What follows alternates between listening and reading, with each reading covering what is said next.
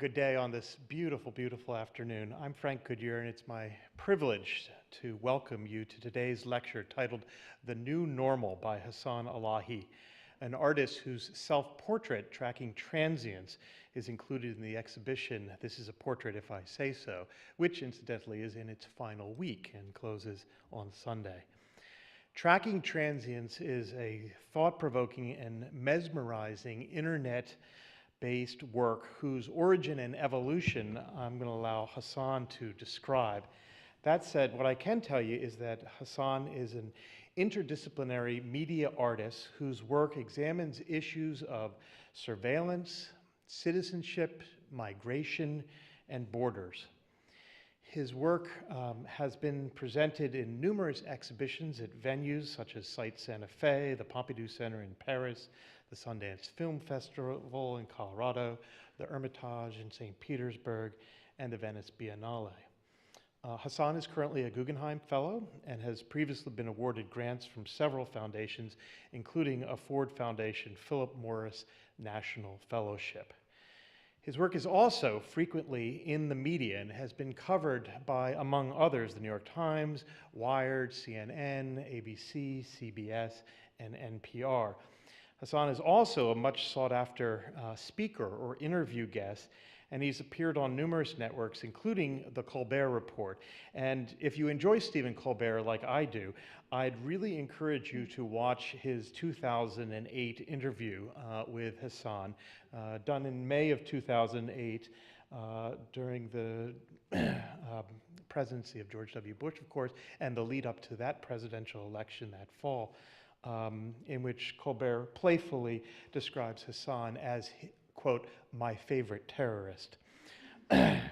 Currently an associate professor of art at the University of Maryland, College Park, Hasan has also directed an honors college program at Maryland called Design, Cultures, and Creativity.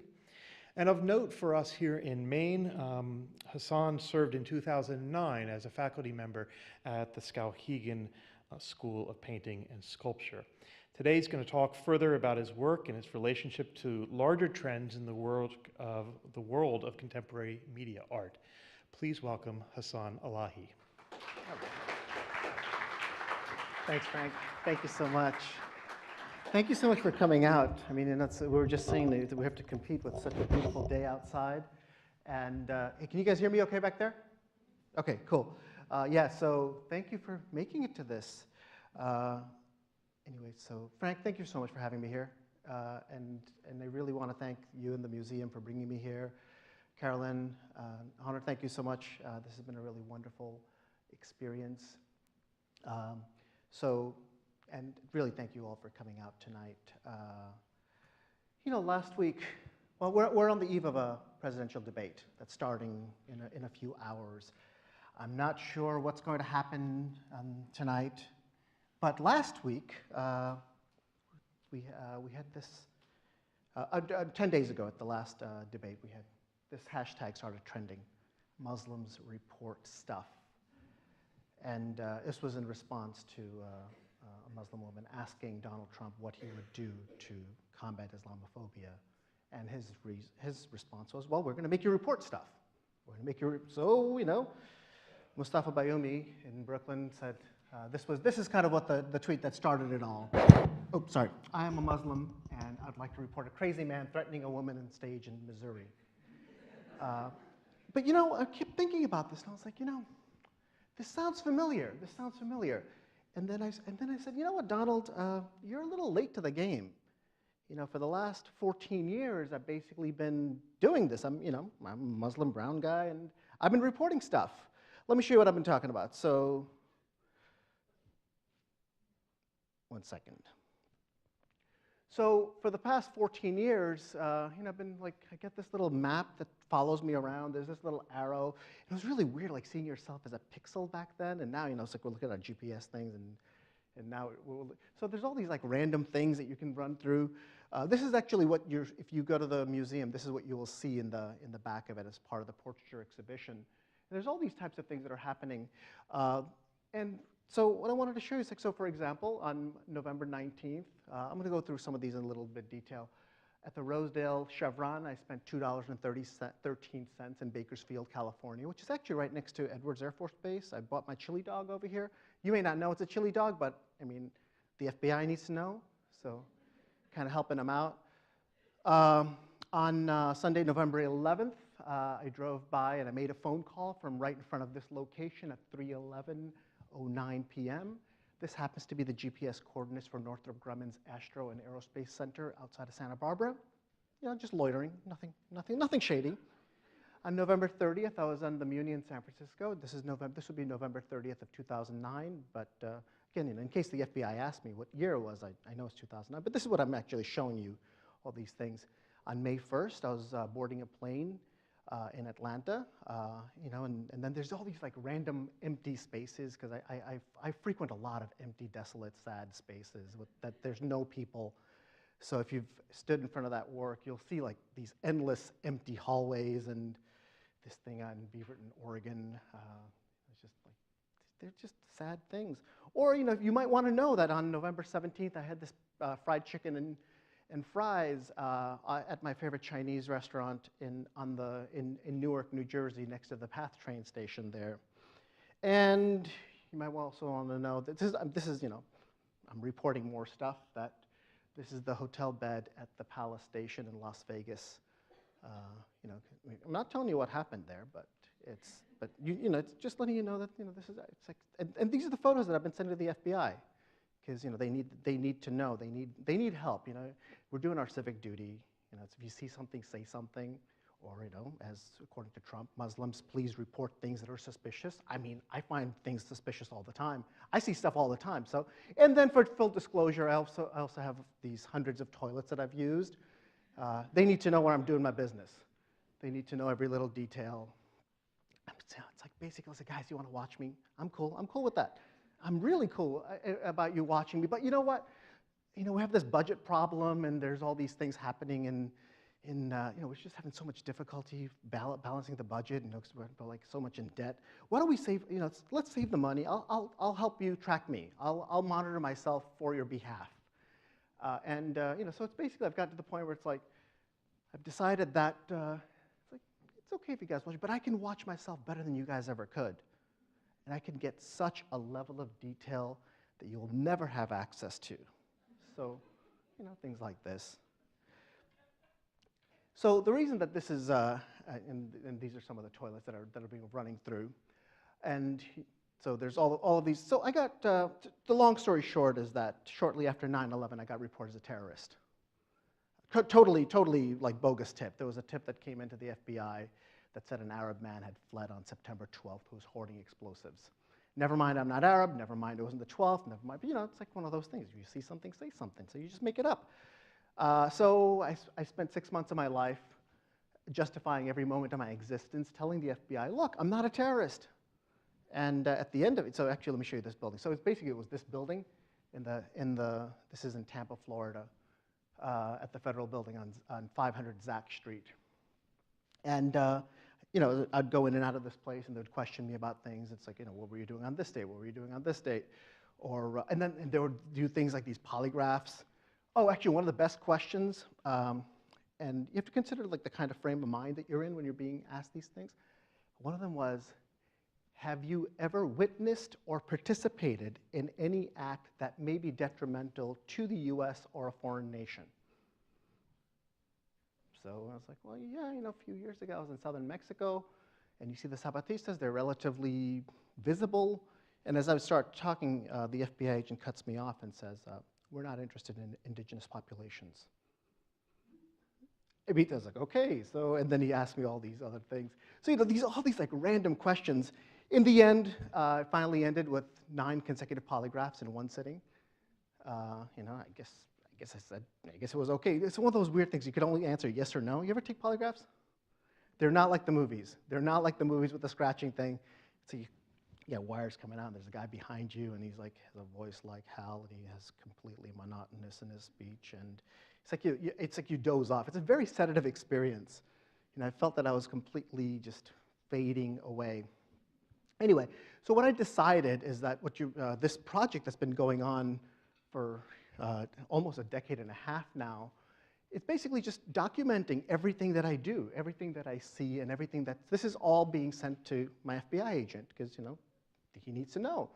And it's been going on for quite a while, and it's like, so this is at the Charlotte airport. I'm surprised they even have like, payphones anymore. That photograph, by the way, was just a few months ago. You know, so there's all of these bits and pieces, but what I'm basically telling you is everything about me, but yet at the very same time, I'm telling you absolutely nothing about me. What you're really seeing is camouflage. And this is actually an early work, and I want to talk a little bit about this because this places the whole thing in context. So historically, camouflage was used. I mean, when you think camouflage, you think of the soldier fatigue. And, you know, different trees look different in battles. You know, the 1974 Woodlands pattern is very iconic. That was the Andy Warhol pattern that we saw. And the reason it was that way is because that's what the trees in Vietnam looked like. So we wanted we wanted in a way where the enemy could not distinguish the silhouette of the body from the landscape. This was a very important thing. Or this is the basis of camouflage, is so the enemy cannot distinguish from the soldier in the landscape. So these days, have you looked at the camouflage that our troops are wearing? Have you noticed the color? Have you noticed the shapes of them? They're pixels. They're square. It's pixels, and it's inkjet printed, or kind of, it's digitally printed. And when you look at the colors, there's this greenish, grayish, white, off-gray, white. There's no trees that color anywhere. So when you look at what the soldiers are wearing today, and you compare that to what the soldiers were wearing in Vietnam, we know in the past we needed the soldier to blend into the jungle, but this time that tree, it doesn't look like a tree. It's these grayish, greenish pixels. And what it really is that we no longer have the need of the soldier in the landscape, but now the soldier needs to blend into the noise of the night vision goggles. So there's a kind of embodiment that takes place in the technology of warfare. So therefore, the enemy cannot distinguish whether this is digital noise or whether it's a human being. So, and this is also interesting when you look at this in a sense of this project. Let me reload this. So looking at yourself as a pixel and being this pixelized, you know, there was a time and how the digital body, so what I'm getting is the difference between body and data body. So much of our interactions today is digital and this data body that's taking place. You know, in the past, you'd have to open up that roadmap, and these days, you can't even buy a roadmap. I mean, many gas stations don't even sell roadmaps anymore. I mean, they're hard to find. And when you open up that roadmap, you're moving around, you go, we're here. So you have to locate your physical body to the space. These days, we take out the magic phone, you press that little arrow, and you become the center of your geography. You become the center of your location. And your map resizes to you as the center of the body. So the two shifts that are taking place, the one with warfare with the soldier and the technology and the embeddedness of the technology, and two, the location and how that's become so normalized now. I want to go back to this piece, and this is one of the early sketches, not the early, but this is one of the early versions of the camouflage that was designed. It was by the Army's fashion design department in Natick. They don't call it a fashion design department, but for all purposes, I mean, that's what they do. They design uniforms, they design all those things. Anyway, so this was one of the early pieces, and I took a little piece of this camouflage, of the pixels, extracted it out, and replaced each pixel with photographs that I've taken of historic or current locations of conflict. So, for example, when you look at these two images right here, this blue and these blue images, this is actually inside the 38th parallel in North Korea. This is in Kiev, in Ukraine, on the anniversary of the Orange Revolution. This is an interesting one. This is kind of like a little geography trivia. So when you look at it, it's a flag. It's three horizontal stripes with a red stripe, a green stripe, and a red stripe. Geography quiz. Anybody know what country that is? Three horizontal stripes of a flag, red, green, red. Any guesses on this one? Well, it's a trick question because the country doesn't really exist. It's Transnistria, or the Russians call it Prednistrovia. And what it is that it's a breakaway Republic of Moldova.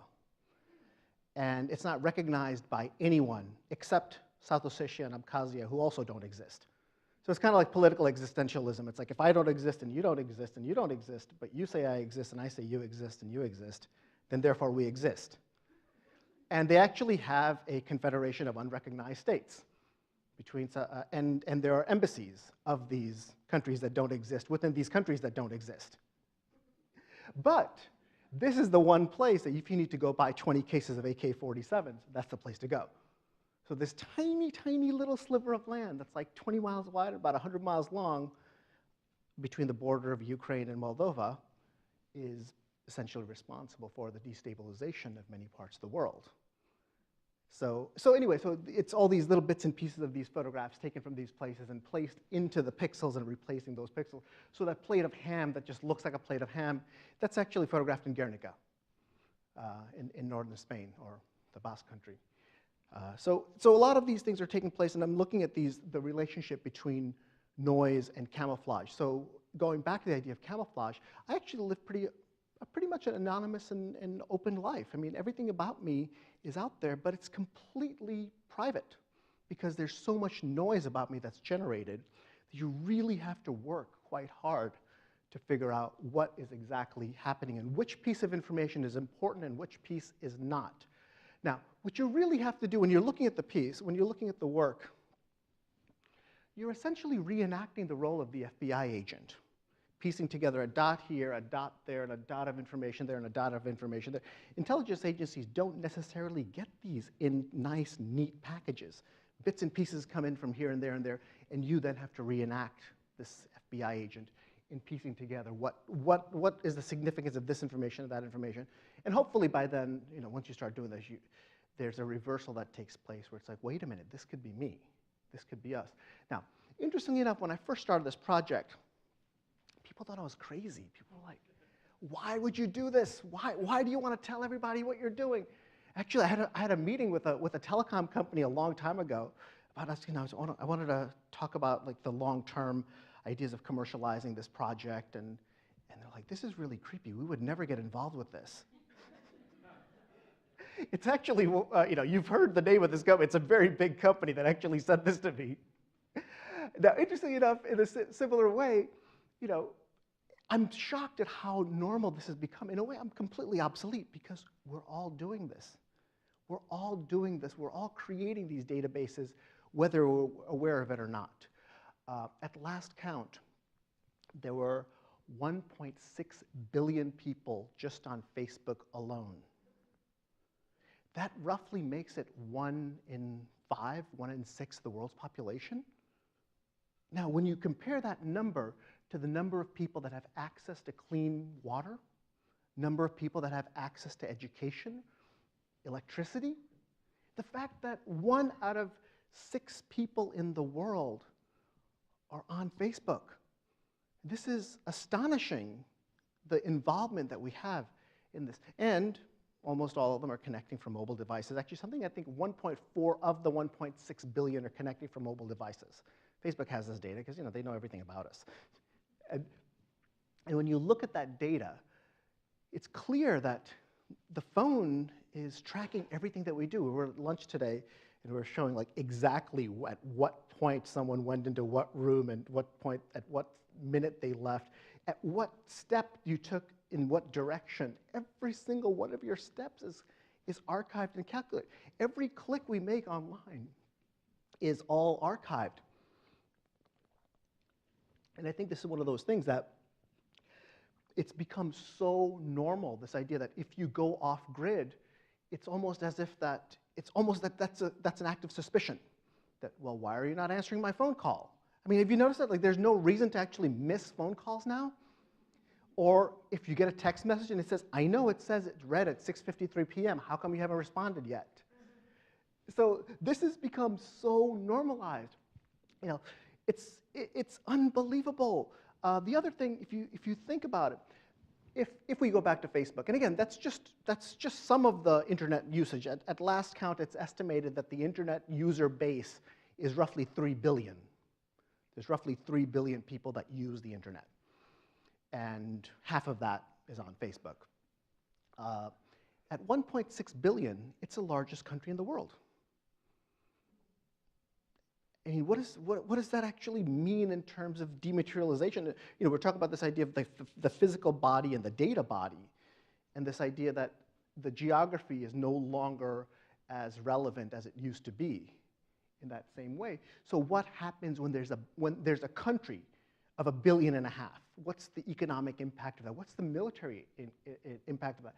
We don't really say Facebook has a military, but they have a pretty large team of cybersecurity people. I think that's what it's just called, that, and not necessarily a military. In any other terms, it would be called a military if it was a physical entity. But because it's not a physical entity, but it's a virtual entity, we're dealing with something very different in that way.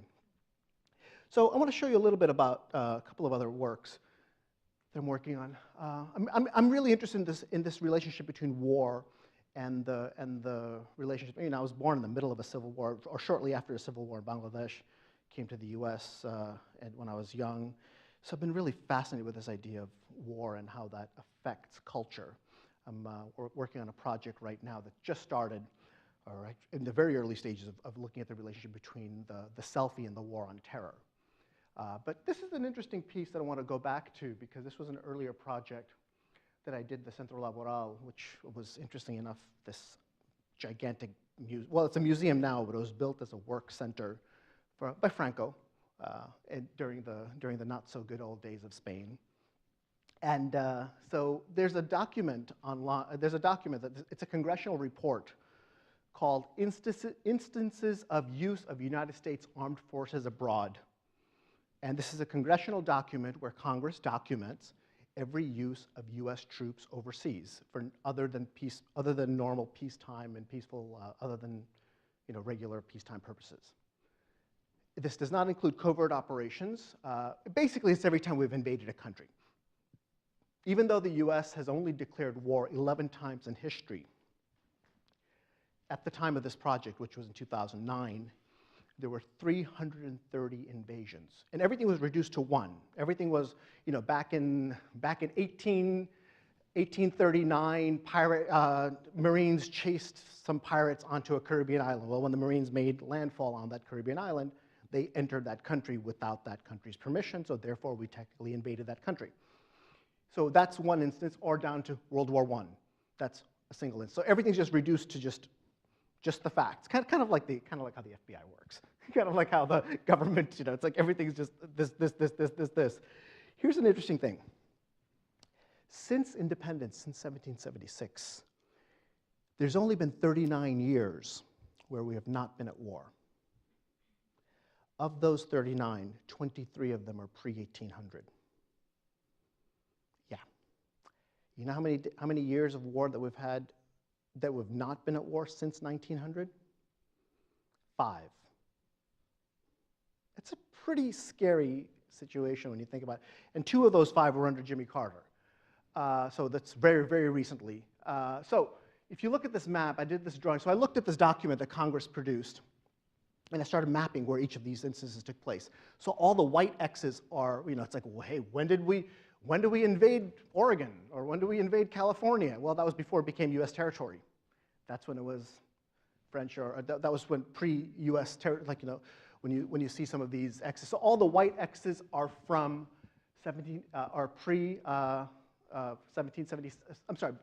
all the white X's are from 1776 to World War I. All the gray X's are from World War I to Vietnam, and all the black X's are Vietnam to today. The number of invasions from 1776 to World War I roughly equate the number of invasions from World War I to Vietnam, and the number of invasions from 1776 to Vietnam roughly equate the number from Vietnam to today. It's not exactly a great trajectory that we're on. Now, so this piece, the proposal for this work was that I proposed to the museum, it's like, it'll be really great if we can build this as these huge sheets of bulletproof glass, and we'll put it in the museum. Frank, you're going to love this as a museum director. It's like, okay, so Frank, I want to do this piece, and we're going to put a huge wall of bulletproof glass on, and we're going to have a rough outline of a map, and we're going to have a marksman sitting way at the other end of it, and as the audience walks through it, they'll fire a bullet, and the bullet will stop in front of them. And yeah. I knew there's no way they were going to go for this, but I figured, I'm just going to throw it out anyway. Because I expected them to say, you're crazy, there's absolutely no way we're going to do this. To my surprise, they said to me, we'll look into it, we'll get back to you. And then 2 days later, they said, absolutely no way, you're crazy, we're not doing this. So, but in the meantime, we did some ballistics tests, and it's absolutely beautiful when bullets hit bulletproof glass. So basically, it's plastic. So when the velocity comes in and melts in it, it just swallows the bullet in this. So this is what we were looking at. So we did these tests. In the end, we did this piece, but this was a piece that was done in Spain, and so we were trying to do it in the U.S. and we weren't sure whether this piece should be fabricated in the U.S. and then shipped over. But then we're not sure whether Europe would consider this to be importation of firearms because there's real bullets in it and there's real gunpowder in it. Or does it get caught in customs? So the rationale was that, okay, let's just have it built out there. Let's just not deal with customs. Well, and you can see, so for example, this is how many times we've attacked, how many times we've invaded Central America, to the point where quite literally the bulletproof glass just fell apart. It gave out. It was a wreck in that way. And then you can just see the bullets we just kept hitting over and over. Now, interestingly enough, Spain has a really interesting law where you can't discharge a weapon in less than 25 meters of its intended target. Meaning that if you're firing at something, you have to be at least 25 meters, or roughly about 80, 85 feet away in order to shoot it. So these dots are about 1/4 inch in diameter, and how do you shoot? I have no skills in this. How do you shoot these 1/4 inch dots from from the end of this shot? So the museum hired 3 former Olympians to shoot these, and of the 330 shots, 326 of them are exactly on center. I'm just convinced I just drew the other 4 wrong. I'm just convinced that they were just somehow drawn wrong because everything was so specific. It was kind of scary to think about this. It was really scary in the way that this thing. So so this archive of this, when you walked into this place, you'd actually see the rest of the exhibition through this filter of these bulletproof glass, with the bullets lodged in it. It was just repeatedly just shooting over and over and over and over. So so I'm really interested in this idea of this as an archive, this as a physical document. So in a way, when you look at Tracking Transients, which is a data archive, this is the physical manifestation of it. And when you go to the back of it, so it's a very visceral piece because when the bullets hit it, so if the bullet hits it, it pushes it on the other side. So there's a physical lump.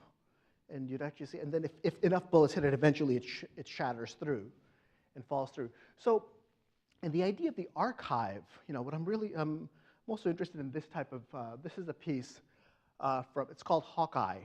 And Hawkeye is AT&T's, how many of you are on AT&T? I'm just curious. We're not trying to do a corporate plug here, but okay. Every single one of your phone conversations on AT&T's network is in this building. We're kind of freaked out about. We're kind of appalled when we saw the leaks from Snowden. That how dare the NSA copy all of this and look at all our information and monitor all of this. But why are we surprised? We knew about this. Room 641A of this building. By the way, if you're ever in San Francisco, go to the corner of 2nd and Folsom and look up. You will see this building. This building has no windows. Those are not windows. Those are vents. This is essentially a gigantic hard drive. It's a data center, and there are multiple data centers throughout the country. But this is AT&T refers to this as Hawkeye. And on the 6th floor, there was a room called I think it was 641A, where it didn't exist. It just simply did not exist anywhere. And there was a whistleblower that worked at AT&T, and then what turned out was that during the Bush administration, the NSA approached 16 telecom companies and said, "We'd like to copy your data stream." And 15 of the 16 said, "Sure, help yourself. Take whatever you need." There's only one company that said, "We're not really sure about the legalities of this. Please tell us what you're looking for, come back with a warrant, and we will give that to you." That company no longer exists. The other 15 were retroactively pardoned by Bush before he left office. So Hawkeye, in 2007, Hawkeye contained 312 terabytes of phone conversations on AT&T's network. When you think about that type of data, that's not meant for human consumption. You can't possibly listen to that type of data. You can't, so there's two things happening. One is, first, it's not meant for human consumption, it's meant for machine reading. And second, we may not be able to read it right now, but one day we will have the ability to read it later. So this thing of, if the archive is there, we can access it back. On a similar note, how many phone numbers do you know off the top of your head right now? Not many, not many. How many did you know before your cell phone? Yeah, I mean, it's like there were plenty that I'd be able to rattle off, but now it's like I don't need to know that. So what we've essentially done, that little phone over there has now become an extension of our brain. We've externalized our memory. So in the past, we recalled the piece that was over there, and now it's like I don't even need to know I don't even need to know the number. I just touch their name, and it just makes the call for. I mean, that's even if I'm calling. I mean, half the time, we don't even use the phone as a phone. I mean, now it's just a text message or something of that type.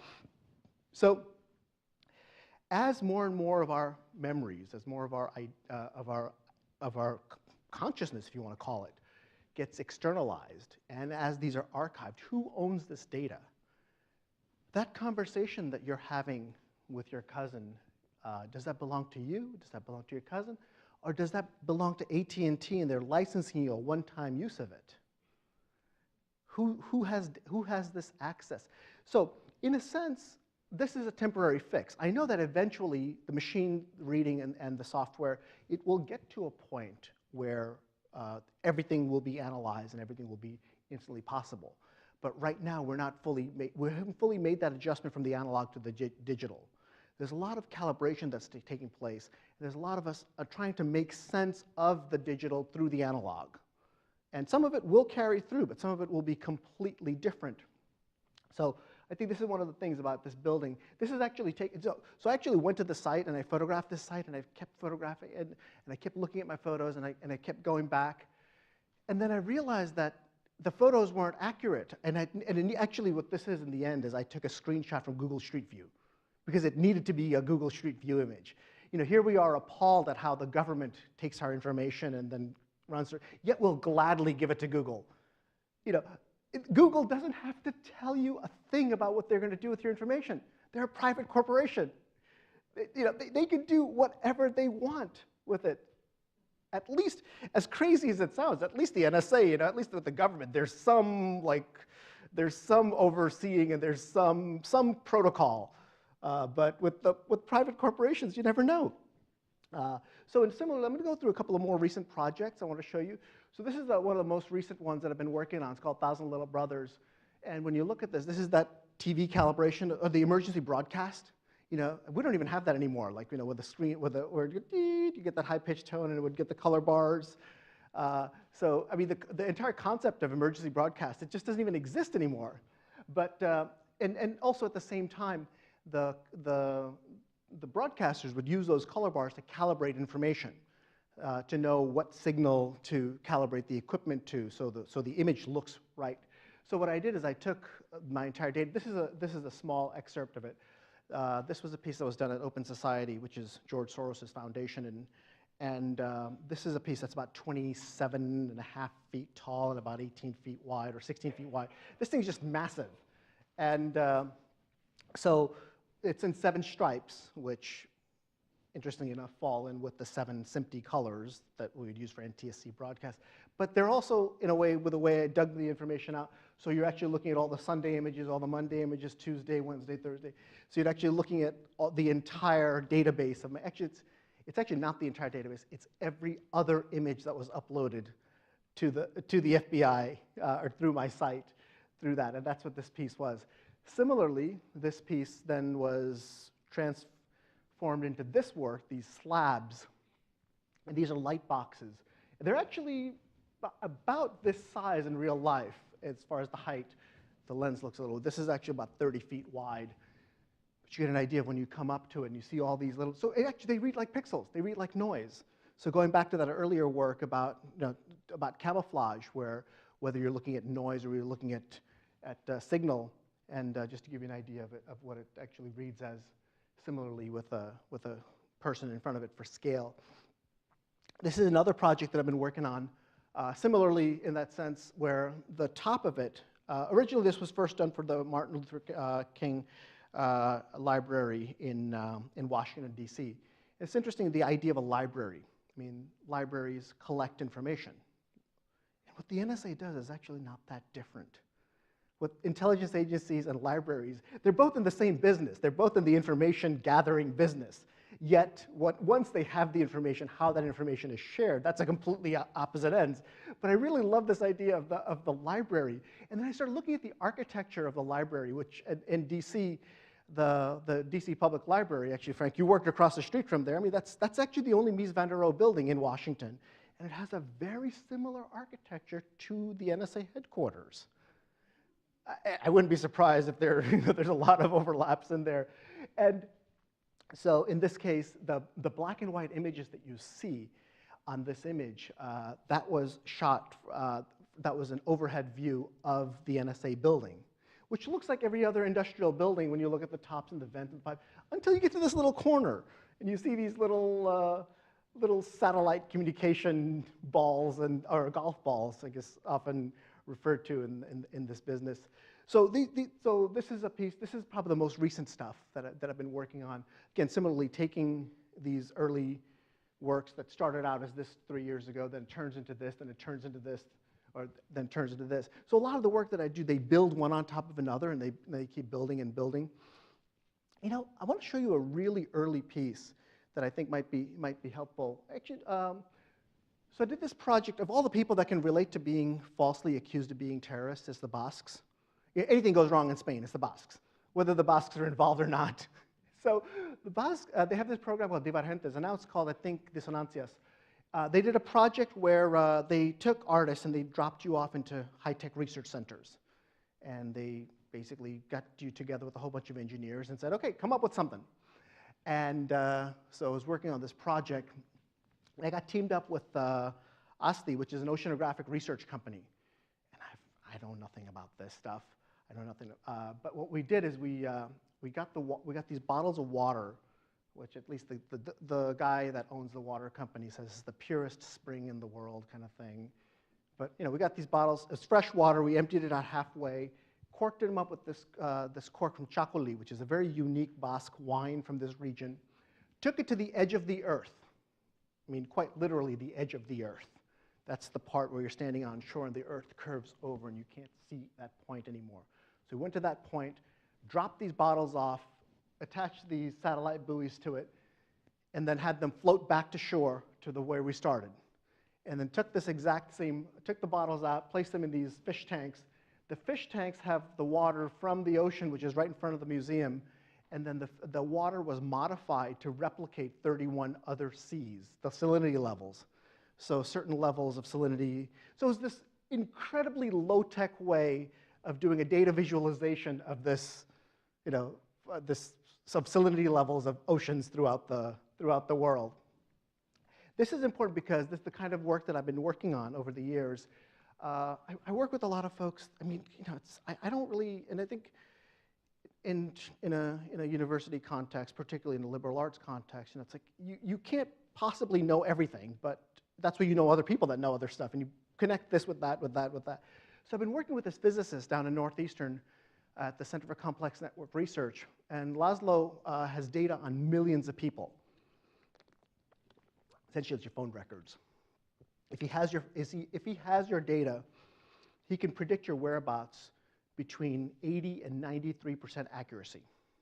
So he says, on October 20th at 5:15 p.m., you will be at this location, and he will be between 80 and 93% accurate. So I said, hey, I would love to study your data. So I said, okay, here's all my stuff. And he kept throwing, and he sent me back this. So I sent him this Excel spreadsheet that says everything with the coordinates and the locations and everything. And he says, this is not a geographic map. This is a probability map. I have no idea how to read it. I think this is something that speaks to physicists or network physicists. And there's all these little numbers like 0.0159 or 8.0 e minus 4, 0. something 0 minus e minus 4. So what he was basically saying is that my probability is, you can throw a dart on a map and it would probably be more accurate than trying to predict where I am. So he's actually scientifically trying to prove that I'm unpredictable, which makes for very awkward personal relationships. But so what happened over here, though, is that, now I think he might be giving Homeland Security a little too much credit, but what he's saying is that they saw someone whose pattern did not fit anything. And the pattern did not fit to such an extreme that, therefore, that's what triggered their interest. I think what really triggered their interest was my landlords that just decided to call in and just report me just because they just didn't know any better. But that's a whole different thing. So anyway, so this piece, so after we have this turned into this installation, and this is what's happening with this piece. So you're seeing this huge dome, and the probability map was projected onto it. And then you saw the maps in the back, which look like again, this geometric abstract pattern, but this is actually a remake, or sort of a remake on Namjoon Paik's Electronic Superhighway, where you had each of the states and the televisions and the video pieces that were played there. So these are the images down here that are from Texas, Florida, Northeast, Northwest, Upper Midwest. So these are all the photographs that I've photographed across thousands and thousands and thousands of images that have come up. So I want to show you a couple of new pieces that I've been kind of working on, this idea of landscape and surveillance. Historically, you know, when we look at the history of photography and painting, history of photography, landscape photography, which is rooted in history of landscape painting, you know, we generally tend to think of the visual aspect of it, but they're really, particularly in an American context, it very much is about the expansion of the country, the political expansion, and how those early landscape paintings were meant to take inventory of a expanding power, or taking inventory of natural resources, or taking or measuring, surveying an expanding political power. So when you look at your when you say surveillance camera image, you tend to think of like gritty, grainy, pixely images. But have you ever looked at the quality of the pictures that come out of your tiny, tiny, tiny little sensor of that cell phone? There's absolutely zero reason why those images why surveillance camera aesthetic has to look like surveillance camera aesthetic. Except if we hyper-aestheticize it, our brain rejects it as surveillance. And we no longer read it as surveillance, but we read it as landscape, or read it as photography. So interestingly enough, for this venue in Baltimore, it just so happened that on the directly opposite to this wall was the Baltimore Police Department. So I set up these cameras, and you didn't know whether you were looking at a still image, you didn't know whether you were looking at a video. There was slight movement, kind of like what you see in a surveillance video. There's not really much that happens there, because it's not really meant for human reading, it's meant for machine reading. It's like, okay, that just looks like car, train, car. Okay, oh, person with very unnatural looking backpack. That's how it flags it. I mean, it's reading all of those things. So I took this hyper-aestheticization of it and placed it on it. And so it's as if you had X-ray vision to see through the wall. So this type of like Superman type aesthetic of it. And so this was one of the earlier pieces of it where you'd see through the wall onto the other side. And in a similar way, this was another piece that was taking place this was in New York at the Elizabeth Foundation. This was on the other side of the wall. So it's again, looking at looking at landscape, but also looking at, it's generally we tend to think of these long vistas, but what happens when you cram that right up, when you push against that. Similarly, this was in Scottsdale, right on the other side of the wall. This is what it looked like on the outside of the museum. I want to show you a couple of other pieces. And right now I'm actually working on a project on Mauna Kea. I just finished the shooting of it, but it's on top of the mountain, on the tallest mountain in Hawaii. And interestingly enough, in Hawaiian culture, the peak is sacred, but every single peak of the islands is either military or owned by some type of governmental agency. And this is what you see up there, this idea of like exploring. So in a similar way, what I'm really interested in looking at the landscape is this idea of manifest destiny. And Hawaii is a really interesting thing in looking at the ultimate form of manifest destiny. It's like not only that we've conquested to the edge of the ocean now we've got even further out to this rock in the middle of the ocean, and now we're at the peak of that rock going outward into space. And this is where all of this type of political aspect. I just want to show you a couple of these videos, a couple of these images from it, because it's actually absolutely gorgeous up there. It looks like Mars. I mean, it doesn't even look like Earth. It's just, and watching the clouds come in. So similarly, there's this. Just a couple of images. Anyway, so I want to go back to this because when you look at these are my log files. This is where you can see all the people that are coming by and come by and say hi.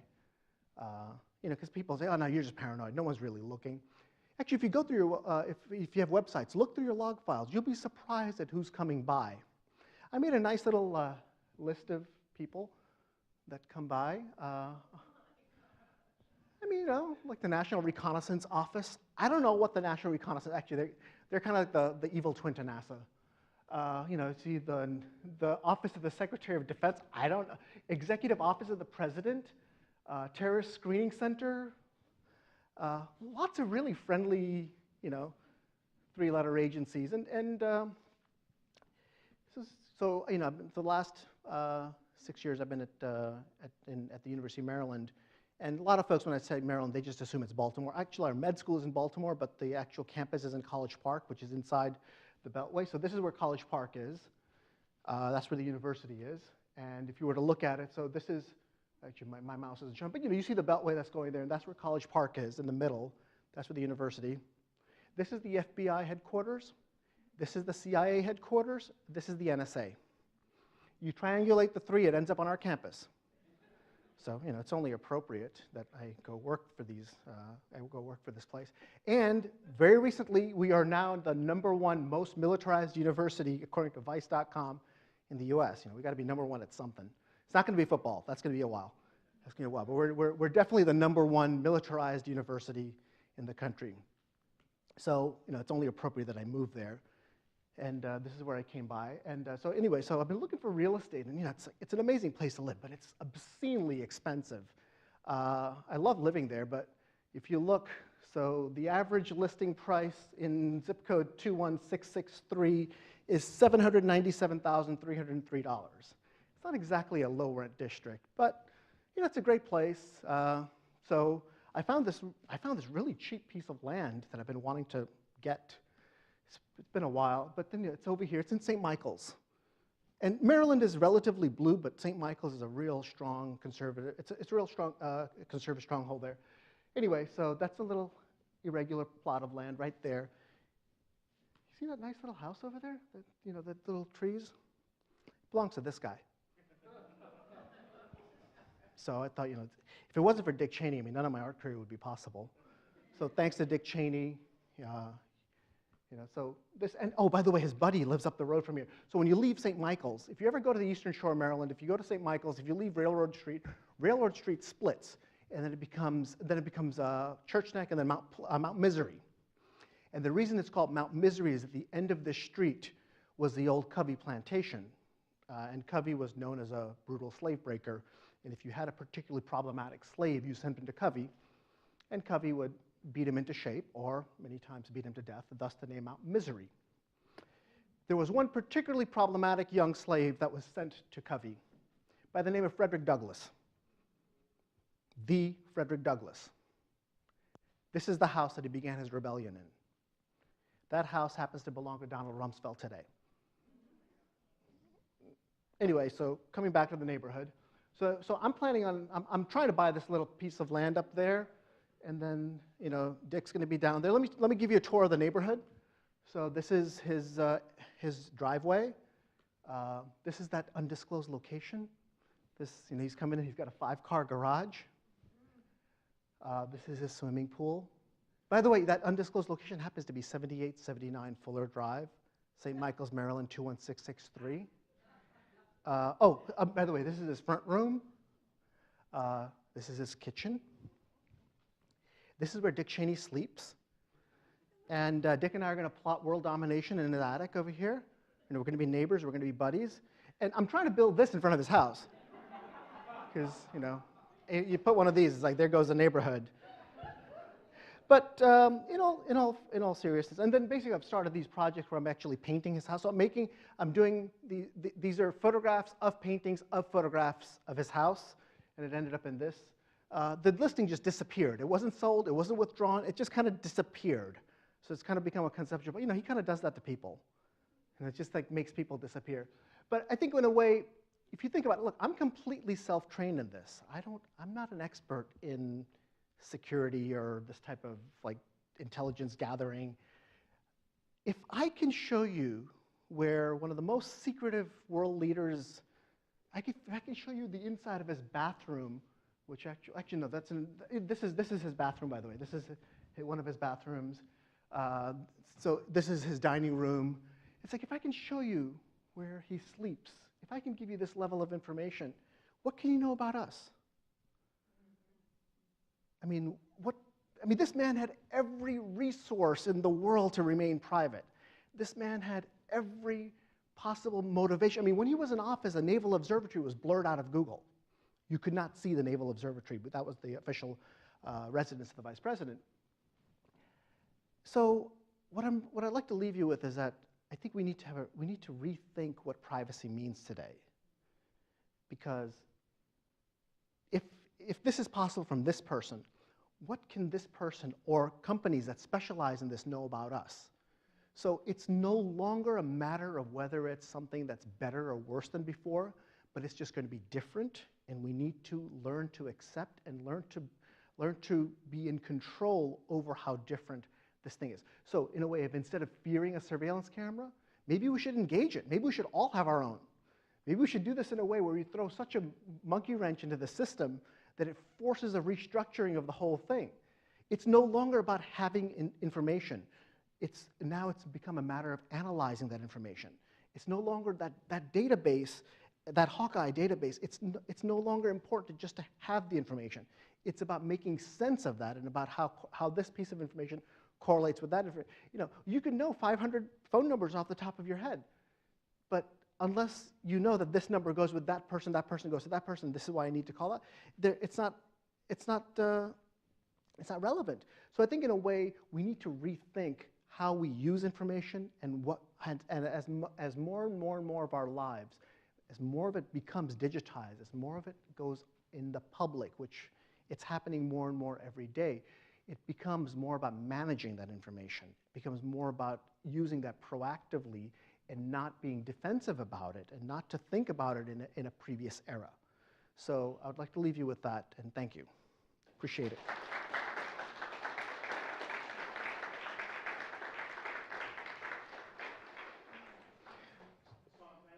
Thank you, Frank.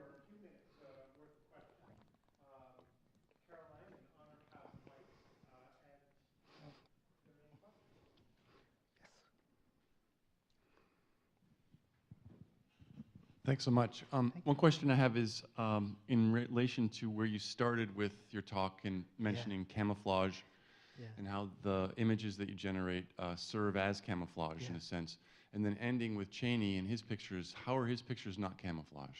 Well, they are, but in a sense, even just getting those photos, that in itself was, even the process of just getting that just becomes a work in itself. I'm only showing you the very last output of it. But yeah, this is a man who spent tremendous energy to be private, to be completely invisible. This is Darth Vader. I mean, this is, I mean, he had, I mean, money, not only are you dealing with a former vice president, you're dealing with a former CEO of Halliburton. Money was not an object. So in a sense, yes, that is camouflage from his part, but yet at the same time, we have a way of deciphering that camouflage, at least from his part. And mine was done totally through public record. It's all through public information that I was able to get all that. So in a way, you know, I'd like to think that we're going to be neighbors, we're going to be happy, and I'm going to start a shooting range next to him. I don't know if it'll actually work out, but that's, I mean, by embedding myself into this situation, by me being constantly being monitored, because I monitor myself, and by going right and standing right next to him, then he becomes monitored, and he becomes surveilled. So it actually, the apparatus that he created then becomes him, or it becomes used on him. But the thing is that it's sort of like, it seems like it's kind of eating its own tail, because in a sense, your claim, and I agree with it, is that we can't know anything from these things. Yeah. And so if we can't know anything from these things, then what purpose will they ultimately even serve? Okay, in a sense, okay, so let's go back to the Cheney house. Let me, because this actually, okay, so that entrance could be anywhere. Or when you look at, so similarly, any of these images, they could be any house, anywhere. Or maybe not anywhere, but in a lot of places. When you look at this image over here, this top part over here, this top image, this could be any institutional building. But we've had this experience when we walked in, it could only be that space. So you have this incredible broad side, but it becomes this incredibly hyper-specific, and it could only exist in that space. So similarly, if you do end up in Dick Cheney's house, and you do see that one corner with that tree, that could only be his space. That could only be that personal space. So it acts as a cone. So you have this real broad at one end of it, and it's this super hyper-specific, down to the point of the pixel, down to the point where you look at that GPS coordinate, and it's in like 10 different decimals. I mean, and similarly, I mean, the reason it's that accurate is because that's how we send the missiles over, and we know to land here, not there. So this goes back to this idea of it's incredibly specific at a tiny point, and it becomes completely broad and completely anonymous, unless you're willing to go to that level. So, all right. Anybody else? Yeah. Do you want a microphone or? All right. Thank you. I'm curious to know whether or not you intentionally took a job in Maryland to position yourself in that triangulation. That certainly had something to do with it. Yes, absolutely, absolutely. I mean, it's in a way of going into the belly of the beast. It's in a way of really just embedding that system. In a lot of ways, you know, also to have the access. I mean, to some of these things. I mean, because in that point, when you make that individual one-on-one connection, you actually could hopefully change something. You could make an impact that way. Whereas when you're dealing with an anonymous blob of an agency, it's very difficult to have that type of relationship. You know, one of the things that happened on my 10th anniversary with the FBI investigation, I went to the Hoover Building, hoping that someone would go to dinner with me, but nothing, it didn't happen. I still send my FBI agent Christmas cards, but he never responds. I feel like totally like, you know, like they kind of like, no, I mean, it's really depressing.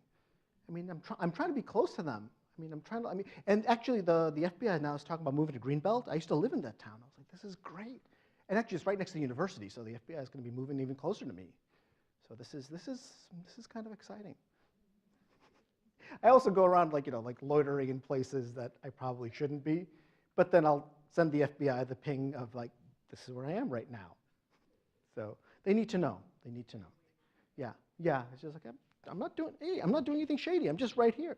I'm just here, just standing here at this place. You know, it's like nothing shady. They just want to let you know. I mean, that was basically my entire, you know, relationship with my FBI agent for half a year. It's like, no, I'm just letting you know this is what's happening. Not going anywhere. Thanks. Yeah. Thank you for this presentation. I keep thinking, I can't help thinking about the commodification of data and its sale for profit. And that leads me to think about what your relationship might be, or what your attitude might be towards the art market. Can you talk about that? Sure.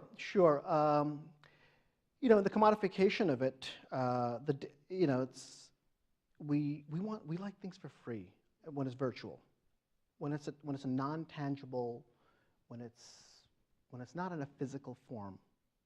I mean, it's like, when you think about it, it's like, anyone maxed out your Gmail space? Yeah, I mean, like, what do they ask you? They ask you to pay, like, what, like, how much is it, like $12 or something? It's something very, very nominal. And he's like, no, I'm not going to pay those extra $12. It's like, I want this for free.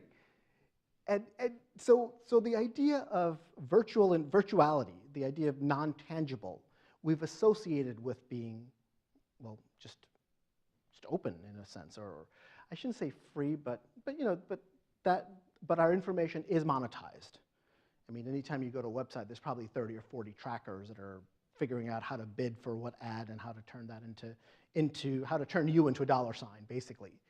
In the art market, it's a very interesting thing because, you know, I do function in that world as well, and there is this need for rarefied commodities. The fact that if every work existed in that way, the market wouldn't support itself. And in a sense, I'm actually really glad that the art market has had such a huge shift and huge changes in the last few years. I mean, the entire idea of a commercial gallery, I mean, it's just, the rules just don't apply anymore. I mean, historically, you'd have artists that needed to be in specific cities because the galleries were there and then because the collectors were there. There's a complete decentralization of that's taking place as well, where I think it's actually, you know, it could be a good thing, but, you know, it's caused it really has caused a huge upheaval in the market. But I think it's also the decentralization, or the dematerialization, if you want to call it, of the infrastructure. I think that part's really important to that, and I'm very conflicted about that. And in a way, you know, so for example, like this show that at the museum, I mean, that's a very non-tangible object. I mean, it exists in the object of a flat screen monitor, but the work itself, it's an immaterial work. So in a way, I do work in that model, but then there is also these objects and those sculptural works that are, and then also editions of photographs. So it is a conflicted relationship, and I think it's something that a lot of artists are I think a lot of artists that have come through from traditional media, I think it's a different relationship that artists that come from an immaterial background. So, I mean, I'm not sure if that fully answers what you're asking, but... Well, you have a very incisive attitude about the commodification of data. Yeah. And I'm curious to know if you apply that attitude to the art market, which doesn't play by any rules. It doesn't. It's a completely different world. But I think the commodification of object is something that we've actually known how to deal with. It's something that we've had thousands and thousands and thousands of years of understanding. I think it's much more complicated when we're dealing with intellectual property. And I think that's where it gets really blurry. I don't think it's no longer about, I don't think it's no longer about physical property. I think that's something that, you know, like real estate transactions, we've known how to do real estate transactions for thousands of years. I'm not sure we've fully figured out how to deal with intellectual property transactions, particularly when the system is changing constantly. So in a sense, in a way, the kind of work that I'm doing in terms of the value of the information, it changes. So to basically bring it back to in an economics perspective, you know, my information has value. All of our information has value. The reason that FBI files have value is because no one else has access to that information. But if you cut out the middleman and you flood the market, therefore it devalues the currency. And then thus it forces a restructuring of the whole system. Or at least I hope. Well, thank you. Is there anybody else? Yeah. So in your metaphor about your work where you send information to the FBI, you were talking about how the Army would use like pixelated camouflage so that people wouldn't be able to like discern between the actual like noise and then the actual like important information of the soldier. It seems that in a lot of the work that you send to the FBI, it's like food or gas stations or just like kind of like benign information or seemingly benign information. Do you ever send, so part of the camouflage seems just like the sheer volume of information you're sending. Do you ever send within that camouflage sensitive, personal, or like even embarrassing material? Yeah, it's definitely there. Every now and then it'll come up, but again, you have to interpret that. So there's multiple levels of interpretation that takes place. So even when you see, just say the text images, those are actually images, but then now we have image to text recognition. 10 years ago, that software wasn't as accurate. So in a sense, I had the option of photographing you and uploading that, but instead you see the outside of the room. Or instead of pointing the camera this way, maybe the camera gets pointed this way. So but nonetheless, it's still this spot. It's still this location. The focal length or the focal direction may be changed. So yes, there's plenty of information there. There's plenty of images there. There's plenty of pieces of information that could be embarrassing, could be, I wouldn't say dangerous, because I don't think I don't think I'm dangerous. I don't think I'm up to anything like actually shady. I mean, this is the whole thing of this is that I'm just living a normal life. And yet that has become, given the political context, given the political context of brown Muslim, that's now just the existence of that has become suspect. So in a way, and actually there's a writer at a performance studies a scholar who wrote a really beautiful essay about this project, and he described it as it's a performance of the law for the law. And I think it actually makes perfect sense in that way. It's like I'm just performing being legal to this entity. So, yeah. All right. Yes. Frank, thank you so much. And thank you, everybody, for coming out. And thanks for sticking around. Really appreciate it.